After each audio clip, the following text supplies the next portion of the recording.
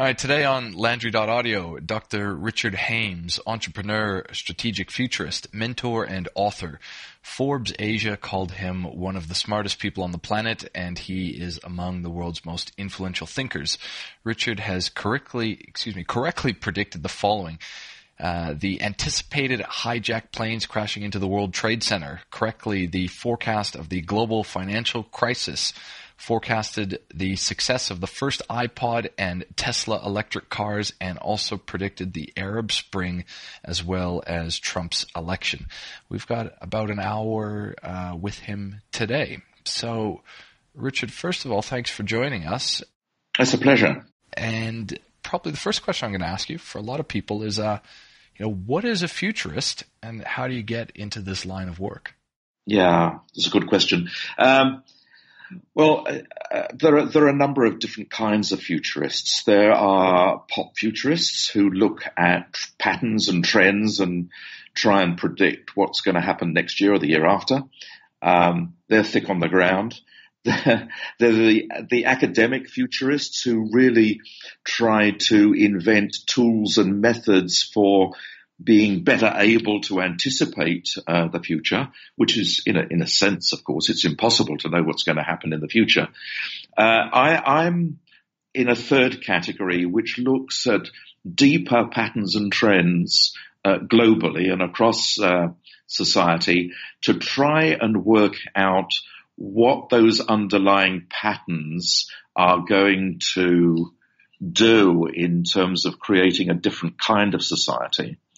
And then I try to make some kind of forecast or make better sense, if you like, of what's happening today. Okay. And, you, as I said in the introduction, it's been told that you've correctly predicted. So when we talk about correctly predicting, is there a spectrum between vague conceptualization versus correctly dating a time, place, event? Yes. Like, how do you sort of ballpark these ideas of futurism? Yeah, well, it all comes down to method, and we rely on a very rigorous and comprehensive method for better anticipating the future or tomorrow, and it differs, yes, from vagueness. I mean, I was dubbed a latter-day Nostradamus, which is most unfortunate, really, because he missed a lot of his predictions, didn't he? Well, the majority. But not just that. I mean, he spoke in vague metaphors wrapped up in riddles. But I guess the alternative is not too pleasing either, because Cassandra, for example, was the victim of a more than usually cruel form of divine punishment.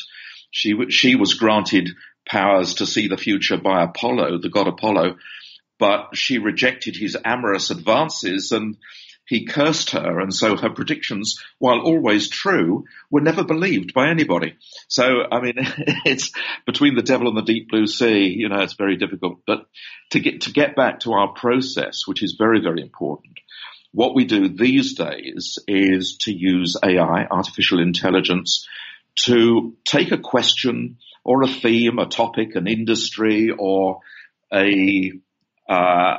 something that's in a state of change at the moment. You might look at the workplace, for example, and want to know more about how automation and standardization is going to impact jobs. And so what we do there is we ask the question of a proprietary algorithm who then scans literally hundreds of millions of documents that are available online to try and answer those questions or bring us information that's relevant to give us a data pack, an information pack to start with. And then we send that information pack out to possibly up to 100 of around 3,000 trusted sources we have around the world, because what we want is a feedback around that information pack from a variety of people who work in different industries, who see the world from a different cultural perspective, who have a different lens on that kind of information. And when we get that back, we then sort that into scenarios. We create different stories around different contexts and input different kinds of possibilities. And then we start making predictions about what the future could hold in each of those environments, in each of those scenarios. And then finally, we're usually forced to say, well, given all of that, here are the probabilities, here are the possibilities, and we just try to narrow it down to specific events, if necessary, or patterns that will be influential. Okay. And I mean, you're popping down here, you're doing a couple of dates in Australia shortly. I mean, this is a large part of your job, is going out and speaking and making media appearances. Who's your audience, and what do they want to hear from you? Yeah, the audience is very mixed, actually. They're looking for greater certainty in an age of volatility, complexity, uncertainty, and ambiguity. What people are looking for is a greater degree of certainty so that they can plan more effectively. So that's really what they're after. And the audience is made up of a whole mix of people, men, women, old, young, entrepreneurs, CEOs, executives, bureaucrats, whole range of people who are just looking for that extra edge that we can give them. Okay. Look, we'll go through some of these, the predictions that you had correctly anticipated and talk about them. You know, I remember some of this stuff. Some of it's a little bit interesting. Like, you know, when, as an example, when we talk about, 9/11 happening, post the event coming out, I remember reading, and in the news it was reported that there was a lot of intel that was provided to the Bush administration in the months leading up to this, so that this was a possibility and a high issue of security. Yeah. I mean, where do you even start that? Because if you're correctly anticipating this becomes the outcome or the conclusion. So what's the question that you're asking, and what sort of intel are you receiving at this point in time that gets you to a point that you say, hey, there's potentially some very dangerous things on the horizon? Yeah, the work we were doing in this field was about 5 years before 9/11, and it was a project that we were involved in with some other futurists with security intelligence organizations. And their question was, given the degree of antipathy that a lot of overseas people are feeling about US foreign policy, what is the likelihood of terrorism or acts of terrorism on our shores? And it involved organizations in the UK as well. So it was a joint initiative and a joint project. That was the focusing question. And we went through the process that we normally go through. We worked up some scenarios, and it became perfectly obvious to us in each of those scenarios, not just one, but each of the stories we were creating, that the current US policy emanating from the US and the UK, in the way it saw world events and treated a lot of other countries, and countries in the Middle East in particular, that they were going to have a problem, or perhaps many problems in the future. And so what we then did was assumed that certain things would be inevitable, and one of those inevitabilities was domestic terrorism, both in the UK and the US. We then identified a number of targets, and the World Trade Center was actually one of about 15 targets in the US we thought were vulnerable. We obviously thought the White House, the Yankee Stadium, the Sears Tower in Chicago, and a number in the UK, the Houses of Parliament, Buckingham Palace, those kinds of things. So, but in fact, we were actually more worried at the time, not about missiles or aeroplanes or gliders loaded with explosives going into these monuments, we were actually more worried about water being poisoned, so dams being poisoned. And I mean, I think that was the number one concern. I think the possibility of monuments being shot at or planes being flown into them was about number 3 on the list, in fact. But we did actually got to a level of granularity and detail that was useful in terms of intelligence, and that intelligence was given to the security intelligence organizations, and they were informing the relevant people in the US and the UK at the time. This was 5 years before that event. I was going to ask about that because I assume from the outset this is privately sourced and paid for information. So have you come across that in other events, or at what point in time do you think it becomes, I guess, a security issue when you have to then inform government about it? I think when we're working with that kind of organization, it becomes a security issue immediately. As you probably know, I mean, any consultant working for security intelligence organizations or military intelligence organizations, wherever they happen to be, are not only sworn to secrecy, of course, but they're under the confidentiality agreements that we have to sign. So it immediately is a security issue when we're talking about this kind of thing. Okay. We then move on to a lot has been written about the GFC, the global financial crisis, after it happened. There were a lot of really interesting books that were turned into, arguably even better movies from there.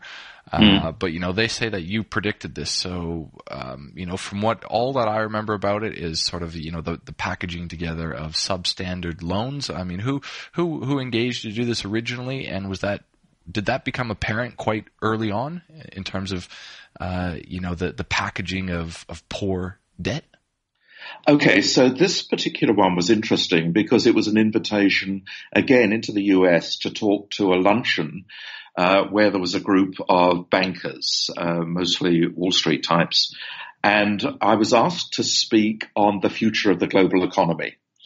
And when we did our research in preparation for this, we began to realize that the structural conditions that were focused on things like credit default swaps, for example, and really, really complicated financial instruments that were being devised, and the kinds of behavior that we were seeing from some of the banks, the greed that underpinned a lot of it, we started to identify a number of things, and then we started to connect the dots and saw that the potential for collapse of the global economy really only hinged on, it was very fragile. It hinged on just a few factors. And so we put a slide together and brought those things to the attention of my audience in New York. And that went on the public record. And then that was about 3 years. It was in May 2005. So about 3 years before Lehman Brothers went under. Does any of this information actually impact? Because there's always experts and strategists who are always putting together plans, and it seems like you're on the trend at least a few years in advance. Does anyone take notice and action this, or does it ultimately just end up getting pushed to the side a lot of the time? I think, probably the latter. Certainly futurists, conventionally, futurists haven't been taken too seriously. Foresight isn't regularly included in strategic planning. People find it difficult to put their minds around what might happen tomorrow when all of their training and the emphasis they have to focus on is on today. It's very short-term, very myopic, very short-term thinking. So thinking long-term is not something we actually do well. And so I think that lag in time, the fact that futurists are talking about what's going to happen sometimes in many years' time, perhaps a decade or 2 decades even, is not really attended to as it should be. Do you find, does this change at all culturally? And I only ask that question because I have at least previously read that, in countries like Japan, they business plan for sometimes a century and multi-generations ahead. Have you ever experienced that? Or are there certain nations or industries that try to, that inherently plan better? Oh, yes, indeed. And you mentioned Japan, and Japan is one of those. China is another. That's Asian countries generally, or cultures, tend to be playing a long game more than we do in the West. Now, this is an interesting thing, of course, because from a quantum science point of view, there really is no such thing as future. It's all now. And so, in a sense, what I'm trying to do is pull the deep future and the deep past into what I call the expanded now, where we can artificially, if you like, or pretend to freeze time so that we get a more expansive view of patterns and trends and a deeper understanding, if you like, of how society works and what probabilities therefore exist when those patterns interact in particular ways. We're sort of. I won't get into the physics portion of it. That's probably above my pay grade. But you had mentioned Asian countries. So do you notice? I mean, you consult to organizations across the world. Are there certain ones, at least in the West, that you notice differently in terms of how they interpret and potentially action your data? Yes, there's a great deal of difference. I mean, we think we live in a universe, and we often look at the world at large and try to see it through a single lens. Nowadays, you can call it the Western worldview, if you like, because a lot of nations, even developing nations, seem to aspire to the world system that has resulted from that Western cosmology, scientific realism, capitalism as it's practiced, Cartesian logic, all of these things which make up the Western worldview or belief system, or what I call the episteme. So a lot of the times we think we live in a universe. Actually, we live in a pluriverse, a plurality of cultures. And each of those cultures is different, sometimes in very subtle ways, but certainly in ways that we interpret time and interpret events and we interpret behaviors. So I'll give you an example. One, in terms of culture, in Australia at the moment, we tend to look at what China does through the lens used by the US and the idea of empire. And we look at history and world history and say, well, in view of how we've thought about the world and how we've thought about change, we therefore see China in those terms. Now, that's fraught with difficulties, because although there are things about China's current development that are perhaps we should be cautious about and even perhaps fearful of, to see the whole of China's development and aspirations through that lens is absolutely wrong. So we can be very mistaken about China's aims if we look only through that lens. So our job is to make sure that we bring what I call a polyocular view to issues and events and dynamics, so that it is genuinely a pluriversal understanding of humanity. I was going to get to the China stuff later, but we're already at it, so we might as well talk about it. So, you and I are. I'm Canadian, but I live in Australia, and you're Australian as well. So we probably have a little bit more of a centric view here in terms of our dual relationship between the U.S. as sort of a Western ally and defense partner versus our necessity for trade with China. The first question I'll ask you, I guess, before we start looking at that dichotomy between the two is the U.S. as an empire in decline? Or are we just waiting for them to die while China rises? Yes, and I'm in opposition to a great many experts. I believe that what we're seeing in the US at the moment is an empire in decline, and there are various signals that that is the case. And I think there's a lot of criticism, of course, from various quarters about Donald Trump and the current administration. I would see a lot of what he is doing and what is happening in the US at the moment as hastening the collapse of many systems that we take for granted, capitalism amongst them. So in a sense, I do think that is an empire in decline and we're moving into a different world.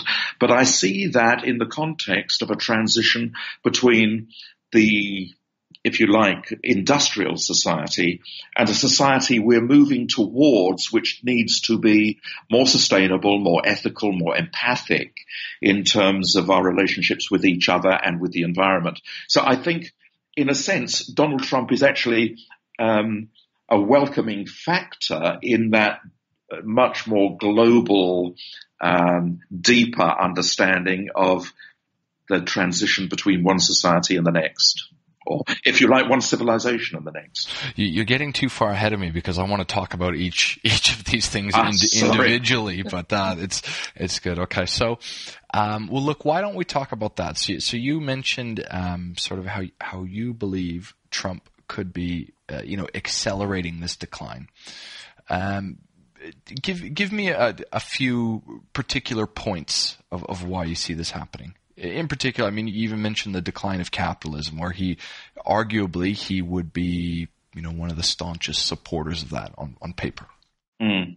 Yes, I think, a couple of examples. The obvious one, the more visible one, is how he's treating with such contempt the orthodox, bureaucratic, systematic way we have developed foreign affairs and foreign policy and the relationships between one nation and another. The fact that he threw caution to the wind and said, okay, I'm going to go and meet the leader of North Korea, just couldn't have happened previously. The fact that he tweets obscenities every day or is rude to people. I mean, it's just undermining the very British, in a way, rules and protocols that have been built up over perhaps a century or more in how we relate to others. So that's one example. In terms of capitalism, it's not necessarily Trump and his administration that are the pillars that are beginning to collapse, beginning to implode. But we'll see it in the US first because of the nature of the US being the foremost practitioner of predatory capitalism. That is, capitalism driven by the greed of the banks, particularly. And what we will see, I think, and here's a prediction, I think within 10 to 12 to 15 years, governments around the world will have to deal with differently with the gap that's opened up between the poor and the rich, where we see the ultra wealthy, the oligarchy and the plutocrats who are now storing such wealth,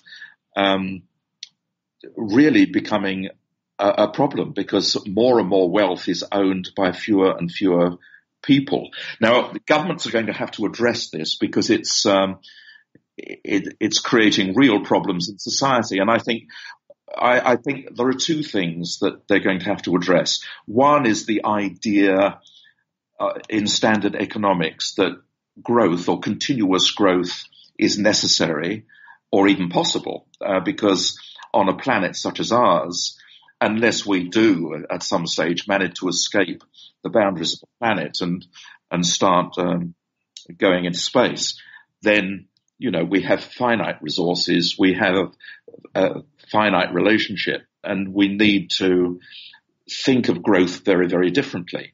It's interesting that politicians at the moment everywhere in the world are focused on the need for growth, and that's important. That is their job. That is their role. But unfortunately, they all see more growth as the answer to every problem. And that's not the case. In some situations, there should be less growth. In some geographies and territories, there should be no growth. In other parts of the world, there should probably be negative growth. So it's not always more and more growth that is necessary, and we'll need to address that in a new form of economics, if you like. The second pillar, which is probably even more contentious, and again, I would predict that within 10 to 15 years this will be on the agenda of governments everywhere, is the way in which an individual today can accumulate an obscene amount of wealth and choose whether or not to pay tax or not. I think probably governments are going to have to say sooner or later there needs to be a cap put on the amount of wealth any individual can accumulate. And of course that's one of the pillars of capitalism, and that will shake capitalism to the core as it's practiced today. What, I guess I don't have the intel to sort of disagree with you, but, it sounds like this sounds equally dangerous to me, because instead of being able to have that wealth in the private sector with people who can earn it, it sounds like we're getting more towards that sort of Putin version of it, where you have to be in government to accumulate wealth, and it begins to, you need to be a bureaucrat in order to do that, because what seems to scare me about this, what you're suggesting, is what was the scandal that happened only a couple of years ago, where we ended up finding that even government was putting their money into offshore accounts so that they didn't have to pay tax on it. And I think even guys like David Cameron were involved in this. That's right. One of the problems, I think, is that we tend to compartmentalize knowledge and information, and it's the same with complex systems. If we analyze issues from within a very narrow range of possibilities and think of design or redesigning those systems within the same parameters, then we end up with the same kind of stuff where the system is absolutely corrupted. So I think in terms of capitalism, the other pillar that we are used to in society that is now used to organize human affairs is the issue of democracy. And democracy isn't working anywhere in the world. And if you take capitalism by itself and say, okay, I need to redesign this, that's not good enough. We need to actually take democracy as well and say, okay, we need to redesign this. And we need to bring the two together and go back to first principles to say we need to reinvent in this way so that that these things start working for everyone, not just a few people. And how does that work? Because even, and I probably fit into this camp that will argue that there are issues with capitalism, but comparatively to the other systems that we have, it still works best. We'll never actually achieve equality. In order for someone to be better off, there must be someone who's lesser off, and a lot of this still, in my opinion, has to do with the amount of effort that you're willing to engage to move yourself forward. I mean, so what does that sort of do to our thinking if we just move from one failed system to the next, I suppose? No, a good point. And what you're alluding to there is an interesting range of assumptions because we're so readily caught up in a belief system where we park it, we don't revisit it. And a lot of what we believe to be self-evident and the truth and impossible to do better, for example, is simply wrong. It's true that anything we have designed, we can redesign. It's also true that we choose to create poverty. We choose to create crime. We choose to create all the things that are the outcomes of the systems we have in place today. And if we have a mind to, we can reinvent them or redesign them in different ways to achieve different outcomes. Now, the difficulty today, and the one to which you allude, is that we all, and I'm talking all as in humanity, we all seem to have reached or be in a gridlock of thinking, of cognitive development, if you like, where we've reached a threshold of intellectual capability where we seem incapable of breaking through that threshold to see design and reinvention from new perspectives. And that, to me, is a greater problem than anything like climate change or autonomous weapons or, the collapse of capitalism or democracy not working. The real problem is that humanity as a whole, cognitively speaking, has imprisoned itself in a prison of our own invention from which it seems impossible to escape. One of the other things that I'll add to that or get your opinions on, sort of reading that, is that every sort of system outside of capitalism has sort of its implementation has almost had to be forced by revolution, which has led to systematic societal breakdown. And sort of in the last 200 years, the only other system that we've really been able to adapt out of that has been communism, which is certainly more dangerous and has led to many more deaths than capitalism. I mean, how do you, I guess, who comes up with a concept and then the difficulty of trying to implement that? No, you're right. But this is part of the gridlock to which I'm referring, because that thinking, today's thinking, is informed by the work of Descartes, Cartesian logic, where we tend to group things into black and white, off and on. In other words, there's a dualism underlying our thinking. So with politics, for example, we're still stuck in that ideological divide between right and left, between conservatism and socialism. What we need to do, and part of the reason I'm saying this is such a trap, is that ideology is actually dead. It no longer works to solve the problems facing us because those problems have become far more complex than they were, even 20 or 30 years ago, let alone a century ago when these systems were first mooted and designed. So what we need to be able to do is to transcend those kinds of poles, those polarities, those extremes, transcend and arrive at a belief system which is more inclusive of both of those and gives us greater options to cater for the human family as a whole rather than, a part of the population. Well, that's sort of what we're seeing in American politics, isn't it? The Trumpism is not traditional conservatism. It's not traditional republicanism. It's this sort of hybrid protectionism that's anti-war, and at the same time, the Democrats these days are certainly, what was liberalism 20 years ago is certainly not what it is now. Well, I would argue that isn't transcending ideologically, it's not transcending anything at all. It's actually deepening further the divisions and the fear between one group and another. So, I just think that's going in the wrong direction. Okay.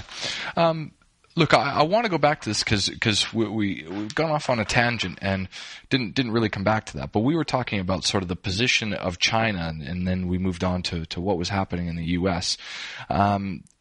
So from what you're telling me, you reckon the U.S. is in decline. China will become the superpower. I mean, what does that do? If we remove issues of trade, if we just sort of go back to what we saw before, as China would potentially become the U.S., it's already got a much larger GDP than Russia. Does that force us to enter in sort of a new phase of the Cold War with what we see happening as China tries to stamp out Hong Kong and ensure that Taiwan becomes recognized, or what they're doing with the waters in those areas? As much as they say that the media reports that they look inside and not outside, there's certainly very visible signs of aggression, that they're looking for territory and the exporting of their own communist philosophy. If we continue to look through the lens we use today, which is through the lens of the US, then we will continue to see it that way. There is alternative evidence. There's different evidence, of course. You can look at how long the US has been at war, which is about 6 decades. It's been at war with one country or another, or one group and another, whereas China hasn't been at war with anyone. I think the aspirations of the Chinese are very different to the old idea of empire and conquering territory. And one of the things we need to do is form a relationship with China based on collaboration and education and trade, rather than one of, if you like, automatic hostility. And we're not doing that at the moment, in any sense. So I'm concerned that we misunderstand a lot of what China does. And also at the same time, I'm concerned by some of the things that China does that would still fall into that traditional view, and the current stuff of the military police really being sent down to the border with Hong Kong is very worrying. The idea that President Xi now has the same kind of authority that Chairman Mao had, and is using authoritarian tactics more than ever. These things are a concern, but I think the greater danger is for us to assume that China will take the place of the US as the great power in the world. I don't see that it wants that, and I don't think it actually will do that unless we force it into the situation of becoming that. So I see what you mean by that in terms of, I guess, from the sphere that America has always sort of been the world police, is sort of the way that I'm interpreting those words, and the way that China probably doesn't want anything to do with that. Have you also sort of been watching what they're doing? Because I've been reading a lot lately of the way, and we've seen it here in Australia as well, where they're buying up pastoral lands, or in Africa where they're lending to countries that they know they can't pay the debt in order to secure land or other favors within the country. And it seems, at least from the limited reading that I'm doing, that they're instead of sort of setting up military bases across the world that the U.S. is, they're at least doing that from an economic perspective, to make sure that they have a flag, at least in every country in the world almost. Yes, that's true. I don't see that as particularly disturbing. Well, less disturbing than the military presence would mean. So, yes, it is happening, certainly. And you can view it as a kind of neo-colonialism in a way. But I'm not so sure we should be worried too much about that. And also they're being very particular about where they're doing that. And in a way, it's an alternative to the Western view of providing aid, which in fact has been a great failure across continents like Africa, for example. I think China is trying something different, and you could even argue that it's based on humanitarian terms and financial terms rather than anything else. Interesting. Okay.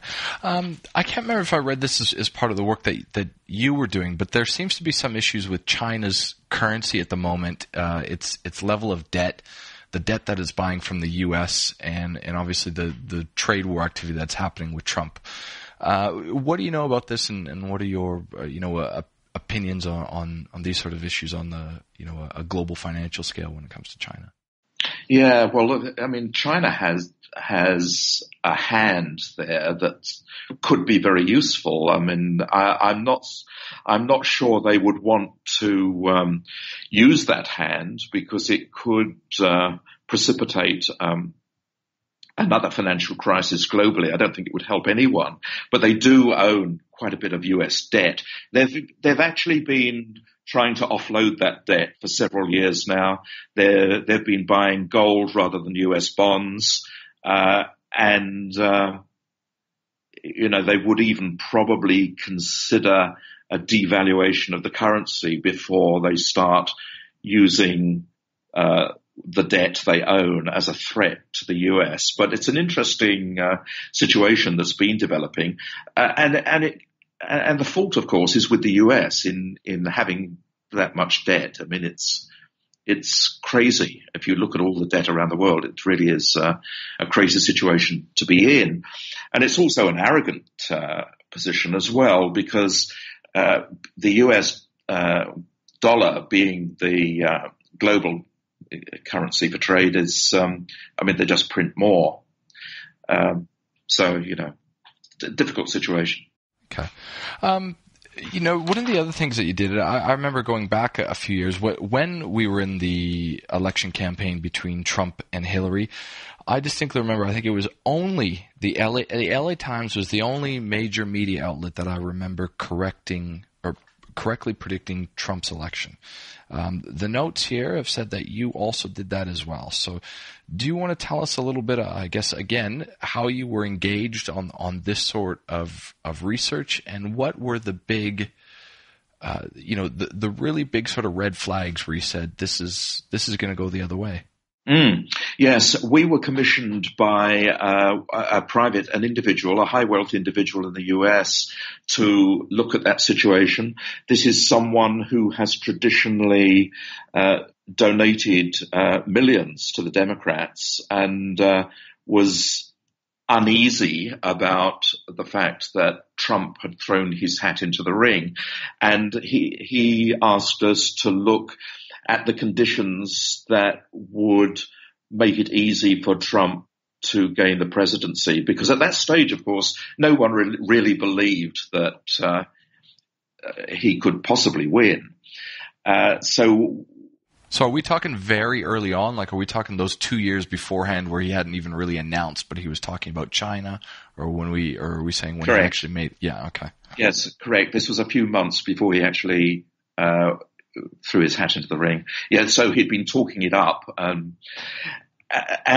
we looked at the instruction we had, the briefing we had, was to look at the conditions whereby Trump could be easily elected. And we looked at the state of the Democrats. We looked at the baggage that was there already from around various individuals, including Hillary Clinton. And we just came to the conclusion that in terms of the disenchantment of such a large proportion of the population with politics generally, and I'm talking about real disengagement, where people just not interested in voting and thought politics was just corrupt from top to bottom, that anyone who came in who could appeal to that constituency would stand a real chance of getting up. And so they were the things we were looking at, what was happening in society, and the kind of disenchantment with what eventually turned out to be his base in states like Pennsylvania, for example, and Michigan. So what well, I guess you're not engaged in it, but what sort of trends are you seeing now? I think there was another Democrat debate happening today. Just again, without any research, it looks like he's in a fairly strong position to win again, and I'm quite surprised with the Democrat candidates of how it seems like the entire swath of them seem to be on very minority-based issues, which again alienates sort of the I guess core quote unquote traditional American in that sense. Yes, I think that's absolutely spot on. He's in a very strong position, there's no doubt. And that's in spite of the fact that again, his base become quite disenchanted in a way with some of the decisions he's made. And a lot of them don't see any advancement in where they were before he was president. And they were expecting him to do certain things and he hasn't. So the issue of Iran, for example, at the moment, and the possibility of war with Iran, agitated for by John Bolton, that's again displeasing to his base because he promised to get out of the Middle East, promised to stop all of that. So there are a couple of factors here that could derail him if he doesn't hold his base, and they become so disenchanted that they think, oh, not going to bother, won't vote, then that's a problem for him.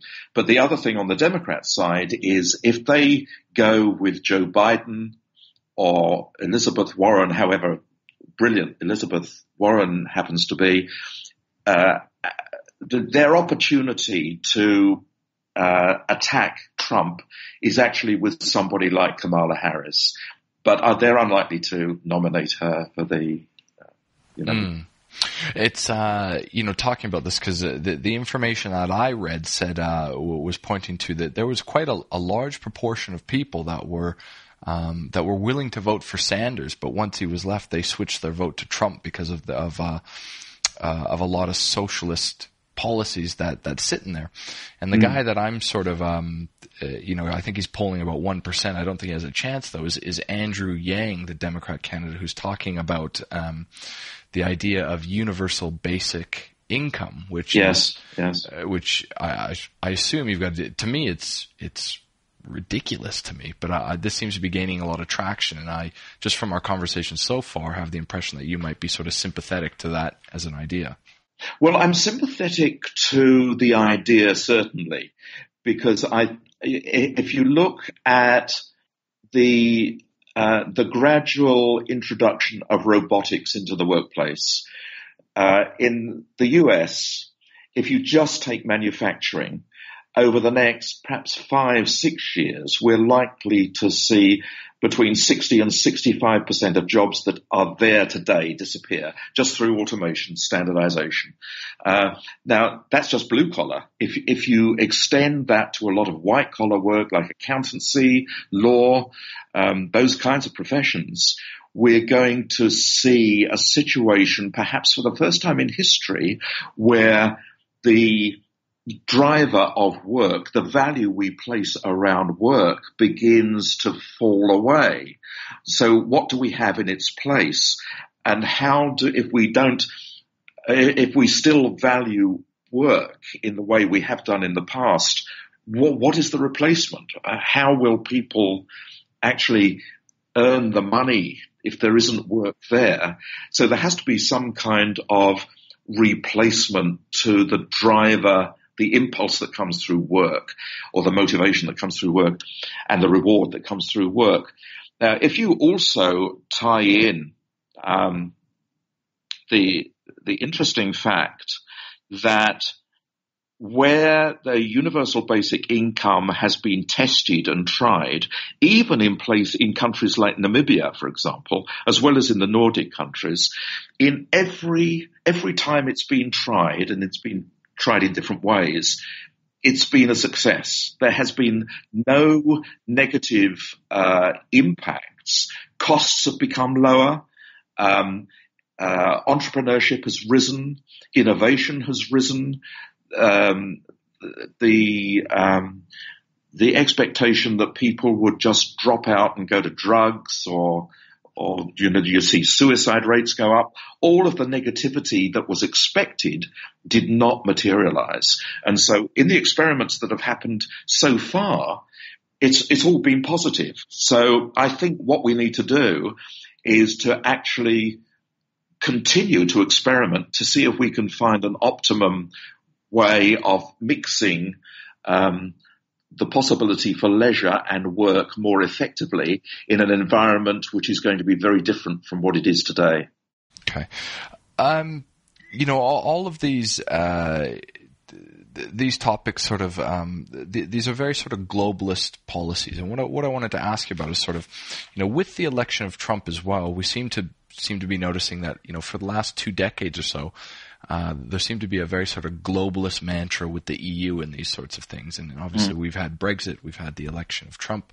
And there seems to be a very, very renewed level of nationalism and focus on the nation state and the inhabitants of it. You seem to be very, positive toward the way that that's looking, but I'm seeing it the other way with the way that the news is reporting of this sort of level of conservatism and the return to nationalism. What do you sort of take out of this in terms of, where we head from now? So we have to go to the context to understand my view. And over the past 70 years, at least over the past 70 years, we've been heading, if you like, in a transition where we're gradually going away from the industrial model of how the world works to a different kind of society. If you like, you can call it a civilizational change. We're moving from one kind of society to another. Now that means we're in transition. And in any transition, any social, political, economic transition, there's going to be turbulence. There's uncertainty. There's complexity. There's ambiguity. And so within that context, I think there are many things that are crumbling and many other things that are emerging. One of the things that is beginning to emerge is a society that's waking up to the inadequacies of many systems that are just unable to cope with that kind of complexity, uncertainty. We see all the social movements that are coming at us at the moment, from the umbrella movement in Hong Kong through to Fridays for Future, led by Greta Thunberg, for example. The number of women and children now coming out and saying the future has got to be different from today. It's got to be different because otherwise we will not be able to solve the many existential problems facing humanity. So for me, it's taking that context, that's transitional context as a given, and saying, well, we're bound to be going through all of this turbulence at the moment in order to come out at the other side. But what we're not doing is envisioning that kind of society that we want. We know what we want to move away from and what isn't working. What we're really bad at is trying to create a new society which works for everybody. I mean, let's face it, the UN is trying with its Sustainable Development Goals, for example, and there are other patchy initiatives that are trying to envision a more equitable, empathic society where humanity can work together better than it has in the past. But, that's where we should be focusing, and we're not. Do you think, I remember listening to a Canadian professor down here, I think he's maybe at the University of Melbourne or University of Sydney, James someone, and he advocated for continuous secession. So again, if we talk about sort of Brexit or the North versus the South divide in the US, there's also a Western secessionist movement in Canada now. Do you think, finally, sort of instead of the way that we went, a couple hundred years ago to develop the nation state of taking all these lands and putting them together, do you think we'll get back to the point that we rip them all apart so that we can get sort of true representation from people at a more community-based level? Yes, I think we're seeing evidence of that now. I think it would be immensely wise for us to do that, especially as, I know a lot of people would disagree with me, because what we're seeing at the moment is the power of the state increasing, which is why all states are increasing their surveillance, and they're trying to, and there's an emphasis on security and immigration and things like that. But that is, if you like, it's the death throes of the nation state trying to find its role in a world which is so different from what it was. And I think what we will eventually see is the nation state, the power of the nation state crumbling, and certainly cities is where innovation is at the moment. And I think we'll have different kinds of arrangements. We'll still have the nation state for certain things, but hopefully one of the things that will happen is that all the boundaries and borders and border protection that exist today will be seen to be unnecessary as we move into a more fluid and empathic environment. Okay, look, I just want to ask you one more question, Richard, or possibly two, I suppose, that wraps up. But I mean, when you talk about, being able to have things like less borders, what do you take on things like Islamic terrorism and the more domestic terrorism that we're seeing from, second generation immigrants? It doesn't sound like you view this as a threat, but these things like Islamic terrorism are pretty daily occurrences, no matter where you are in the world today. Yeah, and what you have to ask, of course, is why? Why is that the case? Why is it a threat? Why now? And what we need to do is analyze more effectively what we have done to precipitate that kind of threat, and then do something about it. And unfortunately, what we have today in terms of social media is one way where we create outrage. I mean, the Googles and the Facebooks of this world create outrage quite deliberately, because that's the way they sell and make their money. That generates division, and division generates hatred and fear.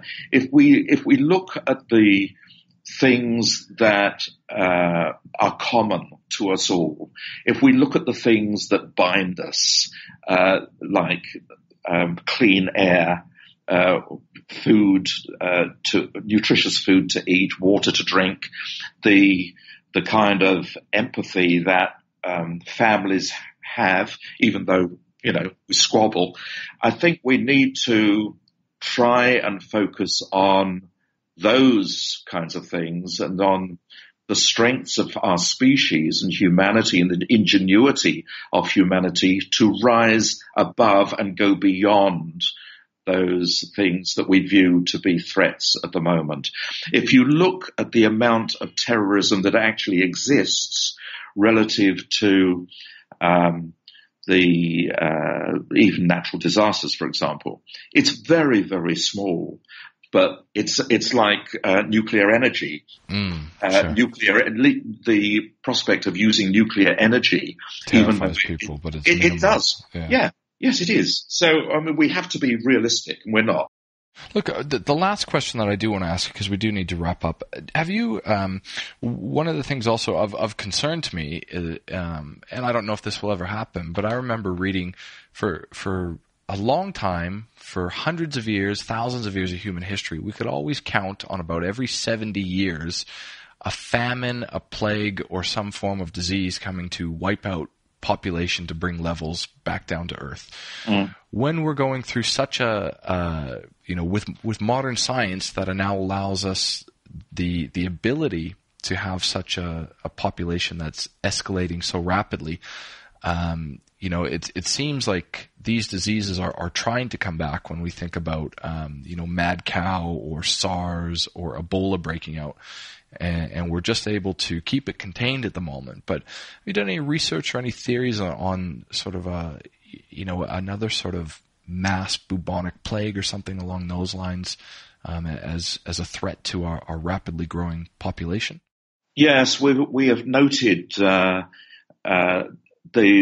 rise in pandemics and the likelihood of pandemics, and it's the experts in the field are saying exactly the same as the experts, for example, in the field of warfare, that sooner or later a pandemic, like a nuclear accident, is absolutely likely. It's not a matter of if, it's a matter of when. Other than that, I mean, no, we haven't done any detailed work, but it's an interesting possibility, certainly, because if just in terms of the current crises facing humanity, if we don't make some sensible and different decisions over the next 2 decades, for example, I'm sure that one way or another humanity is going to shrink in numbers, possibly by the turn of the next century down to about 1.52 billion people if we don't get the answers right for climate change, for example. Interesting. Okay. Well, look, we will leave it there. I appreciate your time today, Richard. And look, I hope the tour goes well. I mean, you're used to doing this, so welcome back. Thank you so much, and thank you so much for such interesting questions. More than welcome. Good to speak. Take care.